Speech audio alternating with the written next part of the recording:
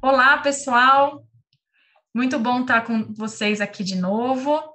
E hoje para falar de um outro tema, que é a sequência rápida de intubação. É um tema bem importante para a prática de emergência hospitalar, né? Pediátrica. E aí a gente vai discorrer um pouquinho sobre esse tema nos próximos minutos. Eu sou a Graziela, eu sou intensivista pediátrica, sou coordenadora do módulo de UTI pediátrica que vocês vão ter aqui no curso, e aí estou aqui com vocês de novo para dar essa outra aula, que é muito importante no departamento de emergência, porque a gente sabe que muitas crianças que chegam no departamento de emergência precisam da intubação traqueal. E o que a gente conhece a respeito do procedimento? A gente sabe que a maioria dos agentes indutores de sedação, eles causam uma vasodilatação com uma redução da pré-carga, e essa combinação, aliada a um aumento da pressão intratorácica, quando a gente fornece uma ventilação com pressão positiva, pode levar a algumas complicações, dentre elas aí hipotensão, arritmia, parada cardiorrespiratória e até óbito. E com a sequência rápida de intubação, a ideia é que a gente minimize essas complicações e aumente o sucesso da intubação. Então, o que é a sequência rápida de intubação por definição? É o uso de agentes farmacológicos que vão facilitar essa intubação traqueal, diminuindo o potencial risco de efeitos adversos. Quando comparado à sedação sem bloqueador neuromuscular, a sequência rápida de intubação é superior com intubação orotraqueal ou nasotraqueal, o que significa que a gente tem mais sucesso da intubação, com mínimos efeitos tanto hemodinâmicos quanto complicações como parada cardiorrespiratória e óbito. Para fazer a sequência rápida de intubação, as indicações seriam as mesmas de qualquer indicação de intubação. Então, poderia ser uma criança com uma insuficiência respiratória, uma criança que tem qualquer problema de sistema nervoso central com rebaixamento de nível de consciência que precise ser intubado, ou qualquer outro motivo que a criança necessite de uma garantia de uma via aérea. Embora as indicações sejam a mesma da intubação, a gente tem algumas contraindicações ao uso da sequência rápida de intubação. Então, eu quero passar para vocês duas contraindicações absolutas em relação a não utilizar a sequência rápida de intubação. A primeira delas é parada cardíaca. Na parada cardíaca, o paciente precisa ser intubado imediatamente, sem a necessidade de nenhum tipo de sedação. E a segunda são pacientes muito comatosos que precisem de intubação imediata. E existem algumas contraindicações relativas ao uso da sequência rápida de intubação. Uma delas é se esse paciente tem dificuldade de intubação e de ventilação com bolsa, válvula, máscara, ou previamente sabido, a família te conta, né, os pais te contam, essa criança já teve intubação difícil, essa criança tem dificuldade de ventilação, por exemplo, com uma malformação facial. Então, se a gente tem crianças, por exemplo, com síndrome de Pierre-Robin, que tem uma micrognatia, elas têm essa dificuldade de ventilação com bolsa, válvula, máscara, e talvez essas crianças não se beneficiem da sequência rápida de intubação.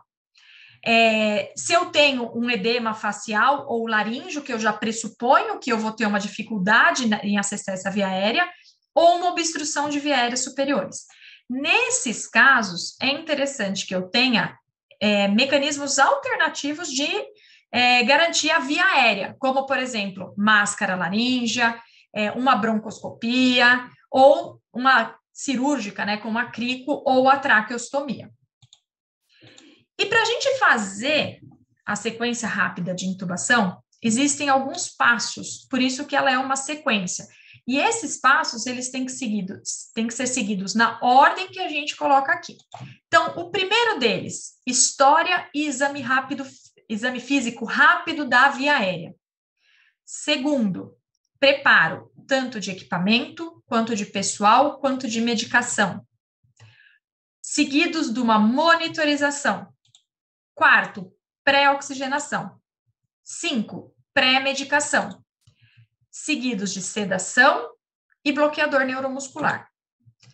Aí a gente vem a intubação traqueal, a monitorização pós-intubação e aí a continuação da sedação.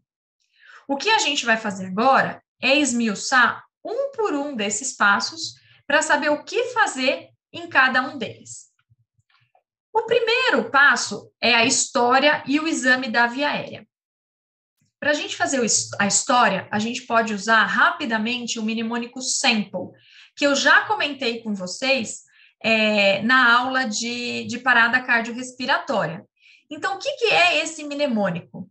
S de sinais e sintomas. O que foi que levou àquela intubação traqueal? Qual é a história dessa criança?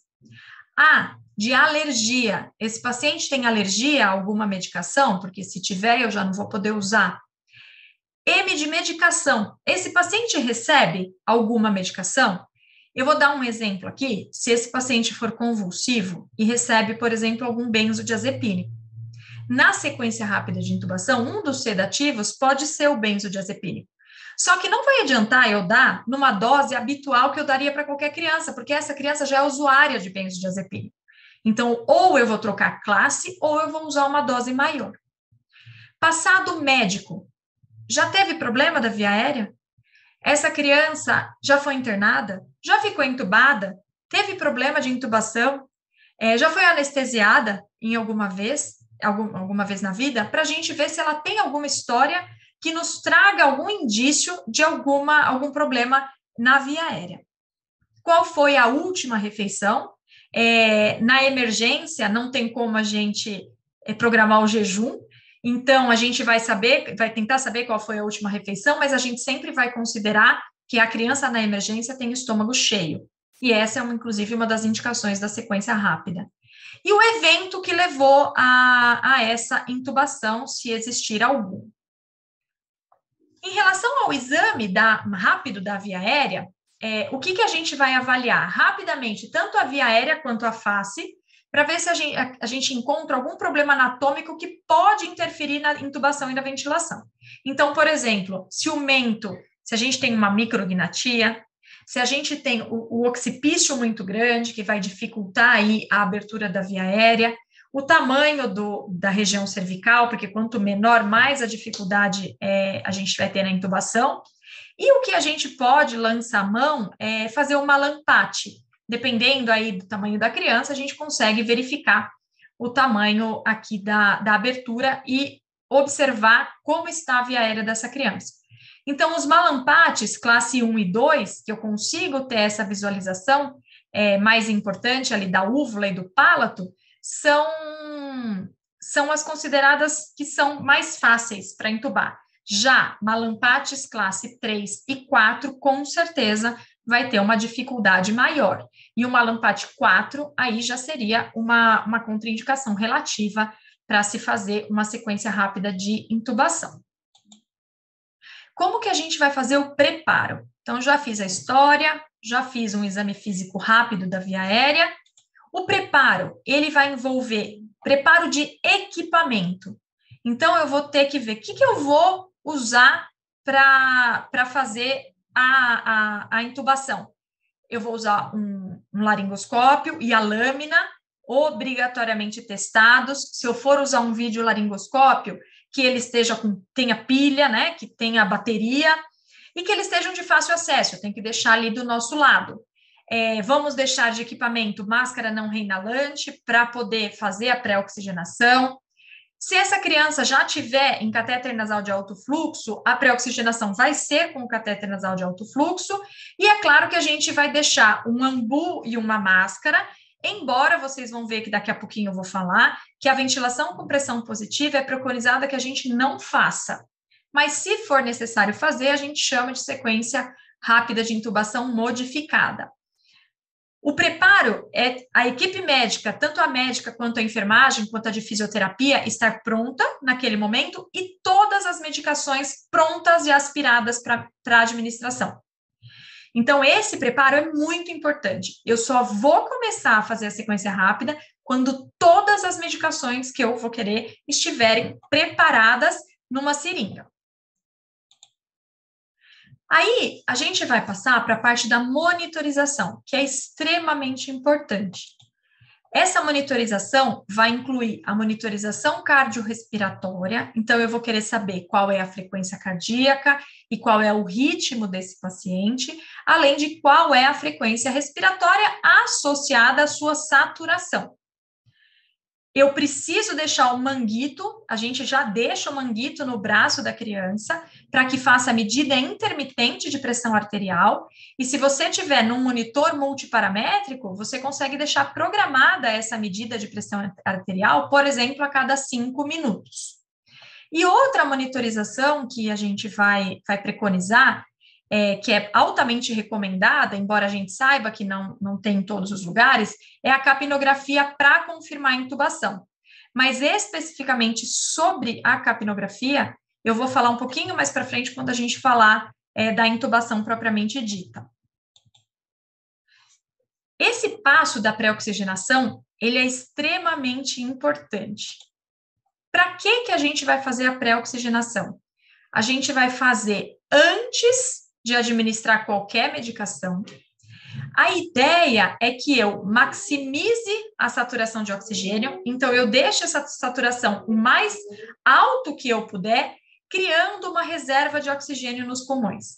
Exatamente para que dê tempo de eu fazer todas as medicações e aí fazer a laringoscopia para fazer a intubação propriamente dita. A ideia é que esse paciente permaneça bem oxigenado durante toda a sedação e paralisia, tolerando aí esse período de apneia que vai ocorrer durante a intubação. Então, a pré-oxigenação, a ideia é que esse paciente não tenha hipoxemia durante a intubação.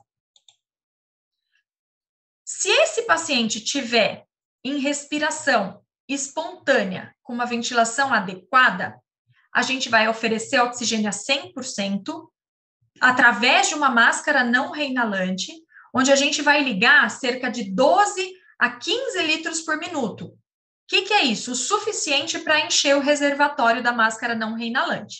E a gente vai oferecer essa pré-oxigenação por cerca de 3 minutos. Caso o paciente já esteja, por exemplo, num catéter nasal de alto fluxo, vocês vão colocar nesse catéter o fluxo que tiver, vai manter, e colocar 100% de FiO2. Como eu falei para vocês, a gente vai evitar fazer a ventilação com pressão positiva durante a sequência rápida de intubação. Mas a gente sabe que, muitas vezes, a indicação da intubação é por insuficiência respiratória. E, nesses casos, as crianças não têm reserva, por mais que a gente dê uma pré-oxigenação com oxigênio a 100% anterior. Se necessário, a gente vai fazer a ventilação com pressão positiva, tentando fazer o mínimo de pressão para expandir o tórax. Então, não é uma ventilação com pressão positiva vigorosa, mas sim aquela suficiente para expandir o tórax. Por que isso? Para evitar que a gente tenha vômito com aspiração, com broncoaspiração durante a intubação. É claro que a gente usa a sonda nasogástrica para descomprimir o estômago, seja essa uma descompressão para líquidos ou para gás, mas durante a sequência rápida de intubação, a gente não vai passar essa sonda. Por quê? Igual a ventilação com pressão positiva, ela pode induzir a tosse e o vômito, fazer um reflexo vagal, abrindo aí o esfíncter esofagiano superior, aumentando o risco de broncoaspiração, que seria uma complicação da intubação. Então, a gente não vai passar a sonda nasogástrica durante a sequência rápida. Se esse paciente já tiver com uma sonda nasogástrica, você pode abrir a sonda. Se depois que você intubar, você achar necessário passar uma sonda, também pode passar. Mas durante o procedimento, a gente não vai fazer a passagem da sonda.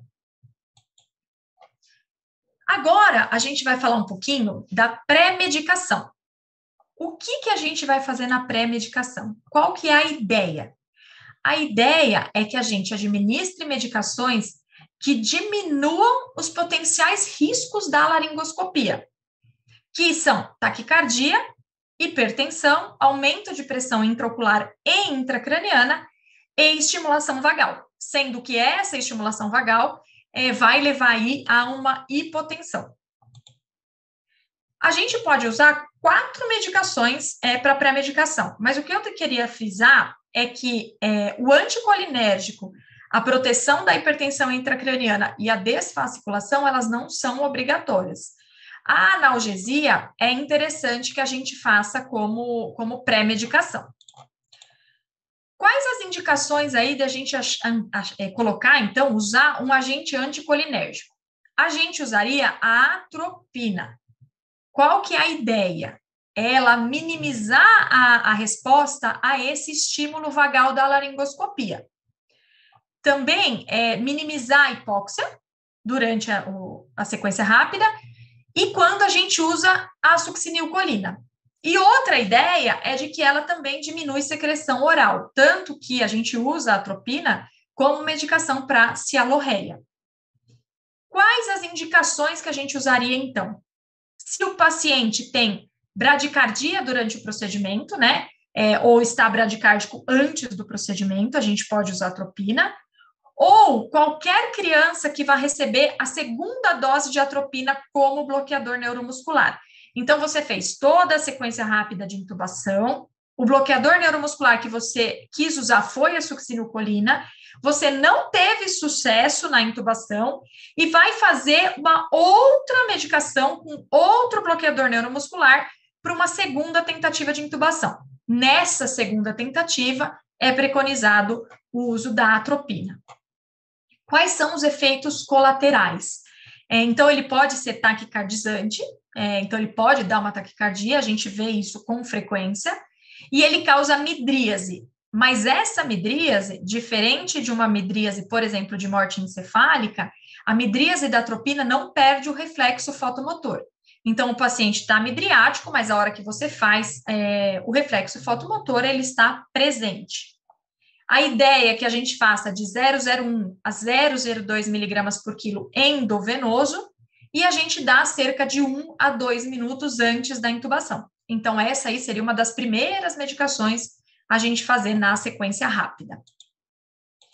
Outra pré-medicação que a gente pode usar é se, por exemplo, você tiver frente a um paciente com hipertensão intracraniana. Então, ou um tumor de sistema nervoso central, ou qualquer efeito de massa, ou um TCE, que tenha hipertensão intracraniana, a gente pode usar a lidocaína, que ela reduz aí esse aumento que ocorre durante a laringoscopia. Então, você já tem um paciente que tem hipertensão intracraniana e você não quer potencializar essa hipertensão intracraniana durante a laringoscopia, você pode usar a lidocaína. Numa dose de 1 a 2 miligramas por quilo, endovenoso em bolos, e também a gente administra antes da laringoscopia. Então, você poderia usar, se é um paciente que tem uma bradicardia e tem uma hipertensão intracraniana, você pode usar, por exemplo, atropina e lidocaína como pré-medicação. Elas não são medicações excludentes. Se a gente for usar a succinilcolina como agente paralisante, a gente vai ter que usar uma dose de desfasciculação. Porque a succinilcolina é um bloqueador neuromuscular despolarizante, então a gente vai usar uma dose. E aí, essa dose é de qualquer bloqueador neuromuscular. É uma dose pequenininha, 1/10 da dose desse bloqueador neuromuscular, e a gente vai usar aqui como pré-medicação. E como eu disse, esses medicamentos, eles não são excludentes. Ele vai diminuir aí os efeitos adversos da succinilcolina, que eu vou falar para vocês um pouquinho mais para frente. E outras medicações que a gente pode usar como pré-medicação é uma analgesia. Eu, particularmente, sempre gosto de fazer a analgesia como pré-medicação, porque ela reduz ou previne a dor do procedimento, né, da laringoscopia e da própria passagem do tubo endotraqueal. E aqui sim você pode usar um ou outro. Então, ou a gente vai usar o fentanil, ou a gente vai usar a morfina. O fentanil, a gente pode usar aí de 2 a 4 microgramas por quilo endovenoso, pode ser ou endovenoso ou IM, mas normalmente esse paciente já vai ter um acesso, então a gente prefere a infusão EV. Mas eu queria alertar aqui para uma questão muito importante, que é a infusão lenta. A infusão rápida de fentanil está associada à rigidez torácica. E aí, se esse paciente fizer rigidez torácica, ele não vai respirar e você vai ter uma hipóxia bastante importante durante a sua sequência rápida de intubação. Então, isso aqui é de extrema importância. Ele não pode ser em bolos. O início de ação dele é de 1 a 2 minutos, então ele tem uma ação muito rápida, e a duração cerca de 1 a 2 horas. Além da rigidez torácica, que a gente vai ver caso você faça uma infusão rápida, então não fazer, ele pode dar depressão respiratória. Então, isso, como você vai intubar o paciente, essa não é uma consequência tão danosa para esse paciente, porque ele já vai ganhar a intubação. Mas ele também dá hipotensão, ele dá constipação e retenção urinária. Claro que com uma dose é mais difícil você ter tanto constipação quanto retenção urinária, mas você tem que ficar monitorizando, principalmente se esse paciente não urinar, você tem que ver se ele não tem um bexigoma. E ela também pode aumentar a pressão intracraniana. O que é interessante é que, caso a sua sequência rápida de intubação não dê certo, o efeito do fentanil ele é reversível com o naloxone. Mesmo que eu tiver aí uma rigidez torácica, eu posso dar o naloxone que eu tenho a reversão. Uma outra medicação analgésica que a gente pode usar, então, é a morfina, que é de 0,1 a 0,2 miligramas por quilo, também é endovenoso. Ela tem um início de ação um pouquinho mais demorado aí que o fentanil, mas também é o início de ação rápido, de 3 a 5 minutos, e ela dura de 4 a 6 horas. Então, a vantagem da morfina para o fentanil é que você vai ter uma analgesia um pouquinho mais duradoura. O problema da morfina é que ela libera mais histamina e ela dá mais hipotensão que o fentanil. Então, se você estiver frente a um paciente que já está com uma instabilidade hemodinâmica, a morfina não é uma boa opção. E aí, você vai dar preferência aí ao fentanil. E se o paciente tiver muito hipotenso, talvez você nem faça a analgesia como pré-medicação. A morfina também ela tem o seu efeito reversível pelo naloxone. Então, passando da pré-medicação, a gente vai passar para a sedação propriamente dita. E a gente tem alguns sedativos que a gente pode usar. O primeiro deles é o tiopental. Então, o tiopental é um barbitúrico, que a gente também vai usar endovenoso, aqui de 2 a 4 miligramas por quilo, com seu início de ação aí ultra rápido, né, de 10 a 20 segundos. E a duração dele é de 5 a 10 minutos. O fim do efeito dele é por redistribuição, principalmente para gordura. Então, qual que é um problema que a gente tem aqui? Que rapidamente, depois que eu intubar esse paciente, eu vou ter ainda um efeito, dependendo se eu usar o rocurônio, por exemplo, como bloqueador neuromuscular, eu tenho ainda um efeito do bloqueador neuromuscular e eu já não tenho mais efeito de uma sedação. Então, eu tenho que, assim que eu intubar, rapidamente entrar com uma sedação contínua para esse paciente. Quais seriam aí as vantagens de eu usar um tiopental? Então, ele reduz a taxa de metabolismo cerebral, diminuindo a demanda de oxigênio cerebral, e eu podendo reduzir a pressão intracraniana. Então, ele seria interessante para pacientes que têm ou TCE, ou suspeita de aumento da pressão, efeito de massa, um tumor, ou algum mal epilético. mas também, ao mesmo tempo, ele pode aumentar o limiar convulsivo. Então, pacientes com mal epilético, eu vou tratar, né, o mal epilético aí com uma sedação, que é o tiopental. Desvantagens. Então, ele pode dar uma hipotensão bem importante por depressão miocárdica e vasodilatação. Então, pacientes que estão hipovolêmicos ou hipotensos, a gente não vai usar, mesmo que eles tenham TCE ou aumento da pressão intracraniana. Ele pode também dar depressão respiratória, broncoespasmo, tosse, laringoespasmo e anafilaxia. Ele é contraindicado para pacientes com porfiria e ele não tem propriedade analgésica. Então, se eu for usar só o tiopental como sedação, seria interessante eu usar uma analgesia como pré-medicação. Qual outra sedação que eu posso usar? Uma sedação que a gente está mais acostumado aí no nosso dia a dia, que seria o midazolam. O midazolam também, a gente vai dar preferência para endovenoso, embora ele possa ser feito intramuscular também.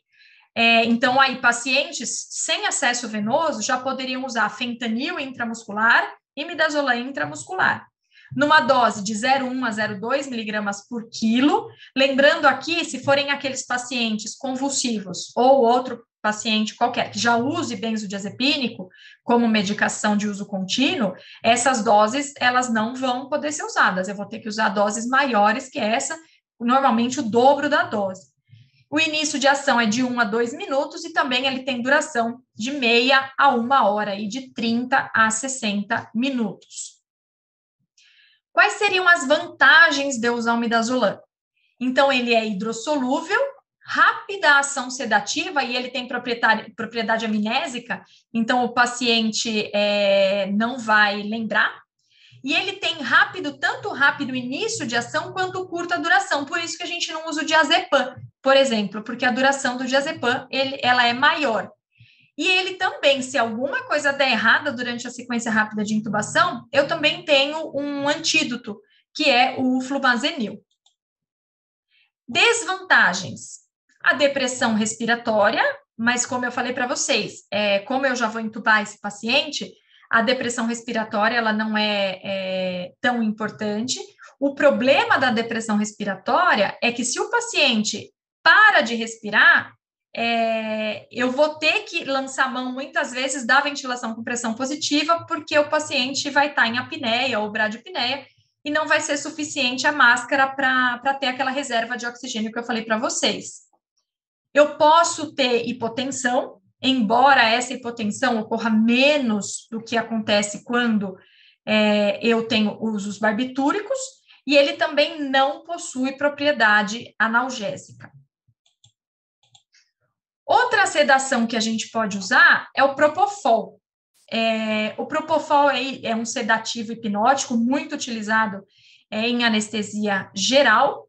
A gente também, ele é de uso endovenoso, de 1 a 2 miligramas por quilo, e ele tem um início de ação muito rápido, de 1 segundo, porque ele é lipossolúvel, então ele tem uma rápida distribuição e um metabolismo também muito rápido, com uma duração aí de 10 a 15 minutos. Como eu falei para vocês, como ele é uma emulsão lipídica, ele atravessa muito rápido aí a barreira hematoencefálica. O problema dele é que ele dá hipotensão, então pacientes hipotensos a gente evita usar.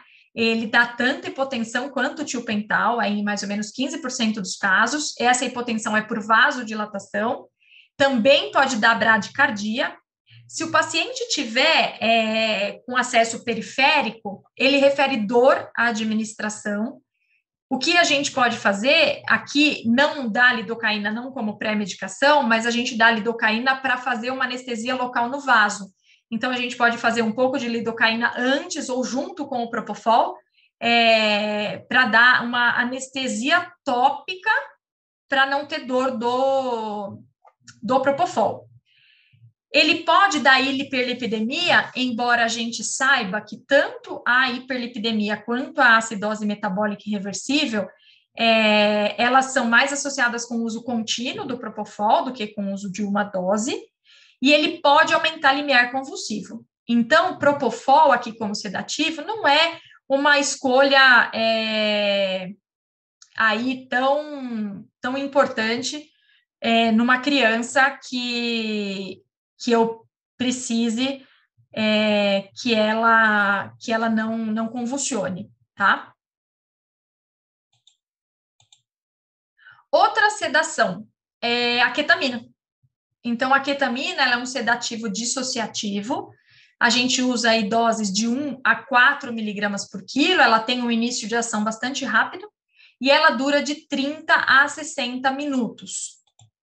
Quais as vantagens dela? Além de ela dar uma sedação rápida, ela também dá uma analgesia. Então, dentre os sedativos que a gente falou dos barbitúricos, do midazolam e do propofol, o único que dá uma analgesia junto é a ketamina. Ela pode dar uma amnésia também, e ela não dá depressão respiratória, como os outros, e ainda protege, mantém os reflexos protetores aí da via aérea. E outra vantagem é que ela diminui o broncoespasmo. Então, por exemplo, se o paciente está sendo intubado por um broncoespasmo, a ketamina é uma boa escolha de sedativo. As desvantagens, embora haja muita controvérsia na literatura quanto ao aumento da pressão intracraniana e da pressão intraocular, a gente acaba evitando usar, mas ela não é contraindicada, porque a literatura realmente é controversa quanto esse aumento de pressão intracraniana. Ele aumenta a pressão arterial por liberação de catecolamina endógena. Então, para os nossos pacientes hipotensos, que o propofol da hipotensão, o tiopental da hipotensão, a ketamina talvez seja uma boa escolha. O que é ruim, e aí aqui é principalmente em pacientes maiores, ele pode causar alucinação, e são alucinações ruins, não são alucinações boas. E aí, essas alucinações, elas são diminuídas pelo uso concomitante de benzodiazepínico, mas isso quando a gente está pensando num contexto lá da sedação pós-intubação. Aqui, a gente vai utilizar um único sedativo, então, ou a gente vai utilizar o midazolam, ou a gente vai utilizar a ketamina. Ele pode dar laringoespasmo, pode aumentar aí a secreção de vias aéreas superiores, e ele diminui limiar convulsivo. Então, ele não é utilizado para pacientes que têm crise convulsiva. Aí a gente opta por usar aí ou o propofol ou o tiopental. E eu fiz uma tabela aqui para vocês. Antes da tabela, desculpa, eu vou falar do etomidato, que eu tinha esquecer de falar dele. Um etomidato, ele é um agente sedativo hipnótico, ele é muito rápido, ele é ultra rápido, ele não é barbitúrico, ele não é benzodiazepínico, ele também não tem propriedade analgésica. Então, ele é um hipnótico, tá? A dose dele aí é de 0,2 a 0,4 miligramas por quilo endovenoso, o início de ação de 1 minuto, com uma duração de 10 a 15 minutos. Qual que é a grande vantagem do etomidato? Ele quase não dá nem efeito cardiovascular hemodinâmico e não depressão respiratória.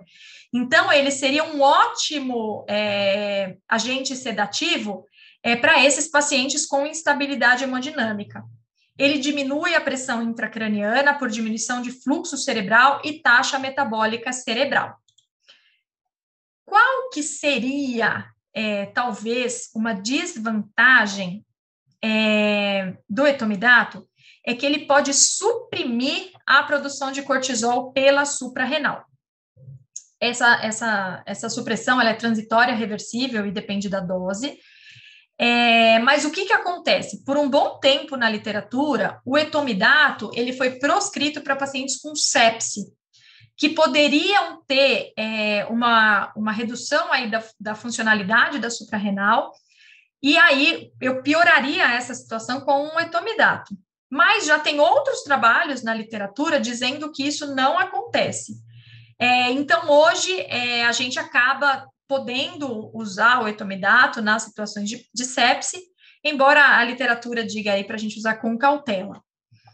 Ele pode causar tosse, soluço e exacerbar uma epilepsia focal, por exemplo. E aí, como eu falei para vocês, a contraindicação aí relativa seria o antecedente de insuficiência suprarrenal ou epilepsia focal. Não é que você não possa usar, mas o que eu sempre penso na prática eu tenho outros 4 para usar como sedativo. Se o meu paciente tem insuficiência suprarrenal ou epilepsia focal, ou tem uma sepse e ele está muito grave, não tem porquê eu usar o etomidato, sendo que eu tenho outros 4 agentes que eu posso usar. Agora sim, eu vou passar para o bloqueador neuromuscular, antes de passar para a tabela dos sedativos. Então, o bloqueador neuromuscular, a gente pode usar 2, tá? Antigamente, na literatura, a gente usava muito a succinilcolina, que é um bloqueador neuromuscular despolarizante. Nessa dose de 1 a 2 miligramas por quilo endovenoso, ele tem um início de ação aí de meio minuto a 1 minuto e ele dura 3 a 5 minutos. Então, qual é a grande vantagem dele? Ele dura muito pouco. Se eu não conseguir entubar o paciente, ele vai voltar a respirar. Em 3 a 5 minutos, esse paciente vai voltar a ter respiração espontânea.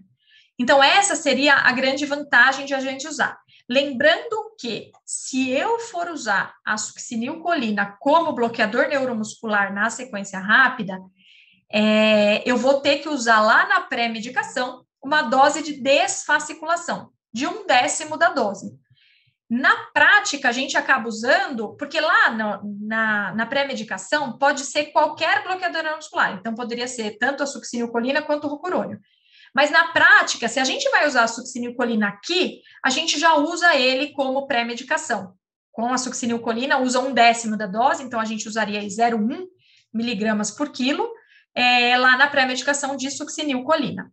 Então, como eu falei para vocês, se eu não conseguir entubar, por qualquer motivo, em 3 a 5 minutos esse paciente volta a respirar, e aí eu não preciso ter a necessidade de ventilação com pressão positiva. Mas eles têm muitas desvantagens. Então, assim, ele pode causar fasciculação muscular, porque ele é um agente despolarizante, ali da junção neuromuscular, por isso que a gente tem que usar aquela dose de desfasciculação. Ele pode dar dor muscular, exatamente por isso, rabdomiólise e mioglobinúria. Ele, por essa questão da fasciculação, ele pode dar hipercalemia. Então, o uso da succinilcolina, ele vai estar contraindicado em pacientes com insuficiência renal, porque esses pacientes já vão ter hipercalemia, então a gente não vai usar. A succinilcolina pode dar hipertensão com aumento de pressão intracraniana, intraocular e aumento da pressão intragástrica, e aí eu posso favorecer uma regurgitação, um vômito e uma broncoaspiração. Ele pode dar hipertermia maligna, então aqui aquela história vai ser muito importante, né? Pacientes com hipertermia maligna, a gente também não usa succinilcolina, e ele pode dar, inclusive, bradicardia e evoluir para a parada cardiorrespiratória em assistolia. Ele também está proscrito para qualquer paciente com doença neuromuscular. Então, qualquer paciente com doença neuromuscular, a gente não vai usar a succinilcolina como bloqueador neuromuscular. Qual que então, aí as contraindicações relativas? Seriam hipertensão intracraniana, porque ele aumenta a pressão intracraniana, trauma ocular ao glaucoma, porque ele aumenta a pressão intraocular, qualquer distúrbio neuromuscular, antecedente pessoal ou familiar de hipertermia maligna, história de deficiência de colinesterase, hipercalemia e insuficiência renal. Nesses casos, a gente vai dar preferência para o outro bloqueador neuromuscular, que é o rocurônio. E a gente nunca vai usar a succinilcolina para manter paralisia após intubação.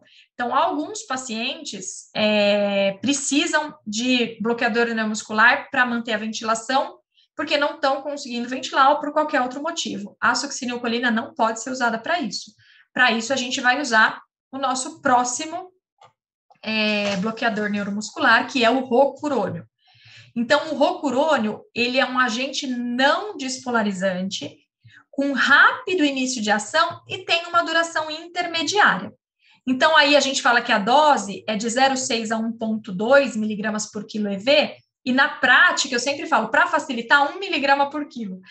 Vamos facilitar aí nossa vida, para a gente não precisar ficar decorando muitas doses. Ele tem um início de ação rápido e uma duração aí de meia a 1 hora.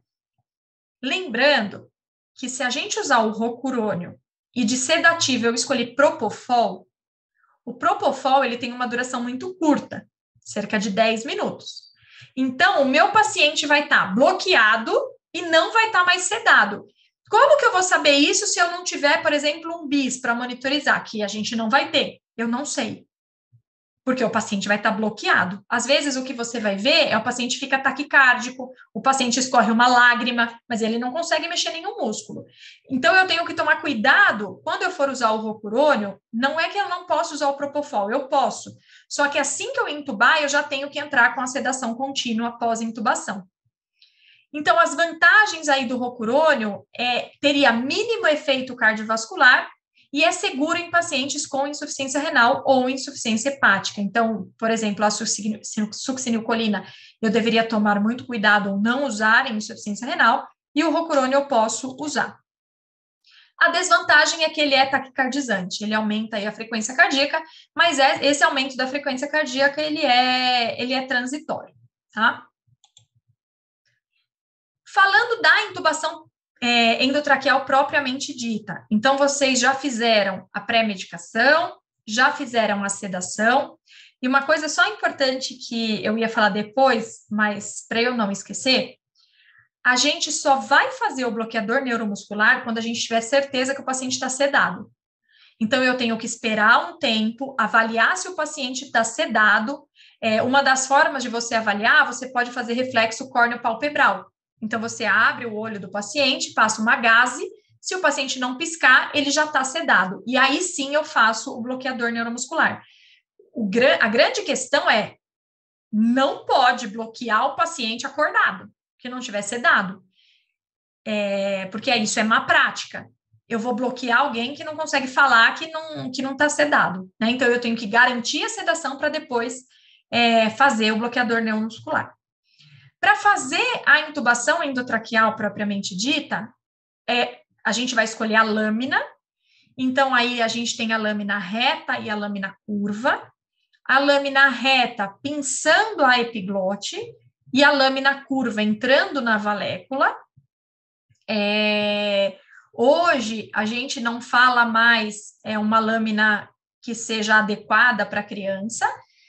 Para crianças menores, a gente prefere a lâmina reta, e para crianças maiores, a lâmina curva, mas isso vai muito do treinamento que cada um teve. Inclusive, se vocês forem usar videolaringoscópio, o videolaringoscópio precisa que seja obrigatoriamente lâmina curva, não existe lâmina reta no videolaringo. E uma coisa que eu queria falar para vocês, se vocês forem usar videolaringoscópio, é muito interessante que vocês coloquem fio guia na cânula, pois senão fica mais difícil a intubação. Quando vocês vão usar a lâmina do laringoscópio habitual, aí não é muito necessário colocar o fio guia já logo na primeira tentativa. Vocês vão escolher a cânula adequada, então lembrar quando a gente falou lá na aula de parada cardiorrespiratória, né, de reanimação cardiopulmonar, a gente hoje escolhe as cânulas com cuff e a fórmula é idade dividido por 4 mais 3,5. Nessa hora da intubação, a gente escolhe a cânula apropriada para o paciente. Então, vamos imaginar aí que meu paciente tem 4 anos. 4 dividido por 4 dá 1, mais 3,5, 4,5. Eu peço para separar a cânula 4,5, eu testo o cuff dessa cânula 4,5, mas eu sempre deixo uma cânula 4 e uma cânula 5 separadas.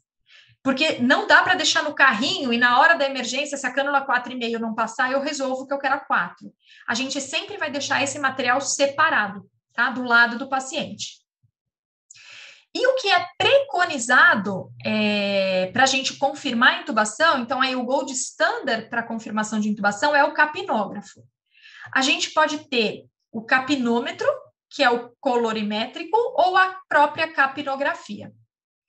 O capnômetro, ele é de uso único, né? Ele é descartável.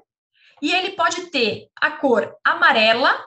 Então, você coloca lá no ventilador, no AMBU, então você entuba o paciente, esses conectores, eles são todos universais, um lado ele conecta na cânula e o outro lado ele conecta no AMBU. A gente faz cerca de 6 ventilações e ele vai mudar de cor. Se a cor dele for amarela, é A de aprovado, ele detectou o CO2, então o paciente está entubado. Se a cor que ele detectar for igual a essa, roxa, é R de reprovado, ele não detectou o CO2. Nessa situação, eu só posso ter duas coisas. Uma, está no esôfago, então o paciente não está entubado, eu vou ter que tirar a cânula e tentar a intubação de novo. E a outra situação é o paciente que parou durante a intubação, é numa parada. O paciente pode estar entubado, mas ele está parado.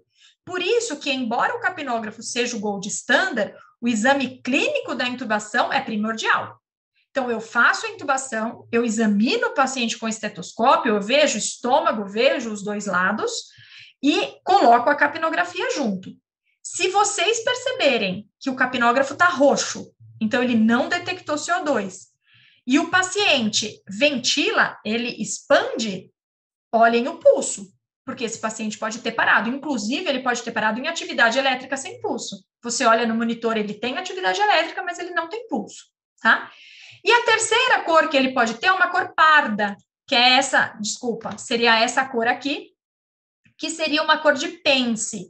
Ele detectou um pouco de CO2, mas não é tanto quanto o amarelo.